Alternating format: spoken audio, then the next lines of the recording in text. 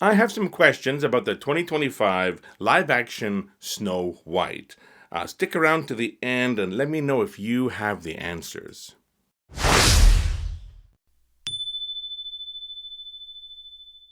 Snow White, Disney's live action remake, is finally out. That means reviews are out too, and they've been mixed to negative. Going in, this film had generated a lot of negative commentary online. Sight unseen, mind you. Well, now people have seen it. But before that, a lot of it was just the usual noise from the usual noisemakers. You cast the wrong color person.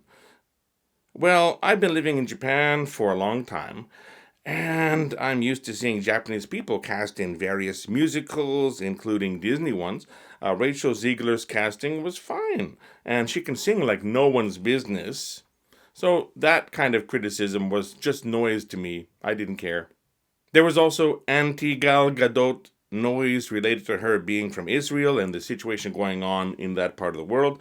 Again, it's just noise to me. Of course, I don't support what Israel is doing, but Gal Gadot is not a policymaker and has no control over things like that. For the most part, I try to keep people's politics out of my viewing experience. Films are collaborative, and there are literally hundreds of people contributing to these projects.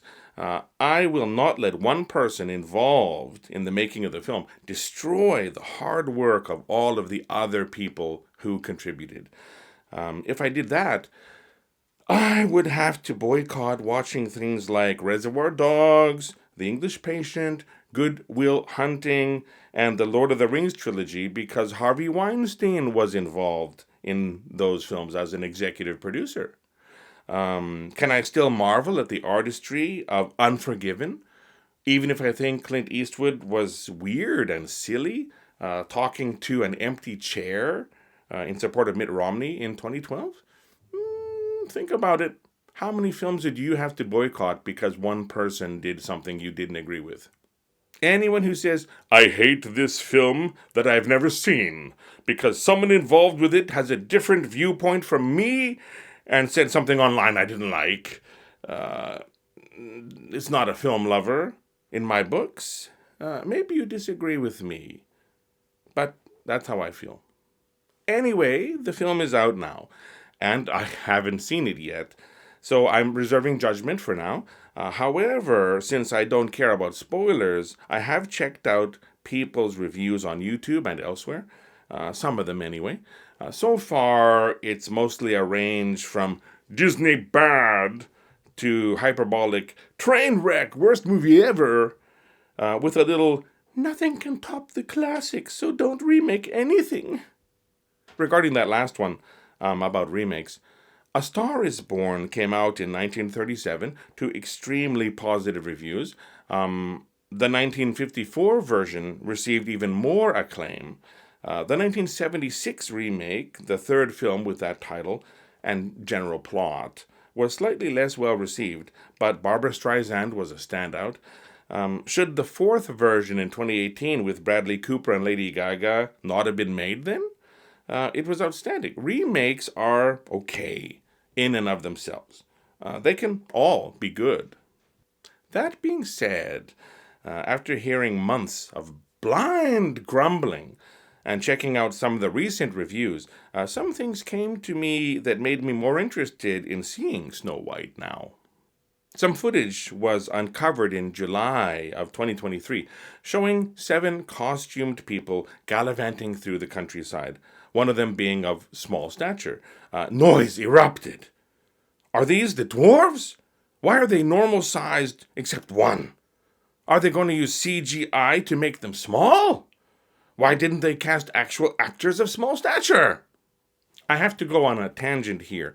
To echo what some actors of small stature said, no one elected Peter Dinklage spokesperson for the entire community of small performers.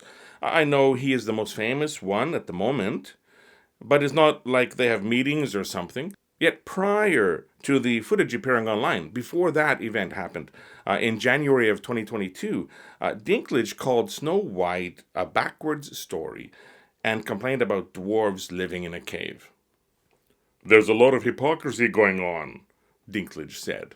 "Literally, no offense to anyone, but I was a little taken aback when they were very proud to cast a Latina actress as Snow White.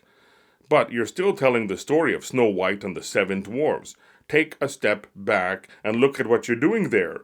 It makes no sense to me. You're progressive in one way, but then you're still making that effing backwards story about seven dwarves living in a cave together? What the F are you doing, man? Have I done nothing to advance the cause from my soapbox? I guess I'm not loud enough. I don't know which studio that is, but they were so proud of it.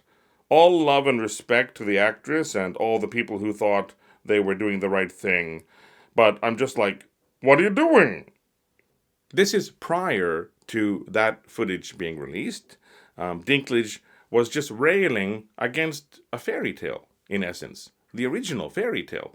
I am certain that these dwarves are fantasy creatures, like in Lord of the Rings, not normal humans with a certain type of DNA that makes them smaller than average. The film is called Snow White, by the way, not Snow White and the Seven Dwarves. Dwarves are never promised going in. People have to put their expectations aside, seriously speaking. The people in Disney who handle such matters responded to Dinklage by saying, "To avoid reinforcing stereotypes from the original animated film, we are taking a different approach with these seven characters, and have been consulting with members of the dwarvism community." The footage in 2023 showed just that, a different approach to the seven characters. So anyway, after the negative response to the footage in 2023, there was some response from the studio about this being a camera test, and that those were not actual performers. And later on, when the actual trailer dropped, we saw CGI versions of the famous dwarves from Disney's groundbreaking 1937 animated feature. People made a lot of noise about that too. There are people who just want to make noise on the internet. It doesn't matter what the topic is. People who are perpetually offended by things and love the attention they get when they rant about them. Am I doing that now?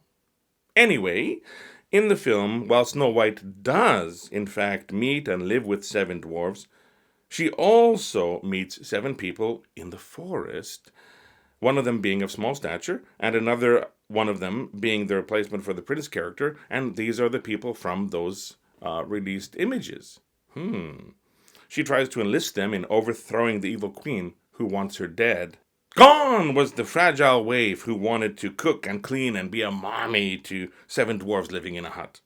Gone was the naive waif singing about her prince coming someday. Gone was the helpless waif who needed saving with her true love's kiss. Very similar to another Snow White interpretation, 2012's Snow White and the Huntsman. Anyway, it seems that a lot of plot related to these seven potential freedom fighters was cut from the film, and they barely appear at all, most going unnamed and not speaking. It made some critics call parts of the film jarring, incomplete, confusing, and rushed. That is what I've been wondering about, not yet having seen the film myself. Were these supposed to be the only seven people this version of Snow White meets? Were there actually not supposed to be dwarves at all? Did bigwigs at the studio panic and start changing things up to satisfy audience expectations based on memories of the animated feature?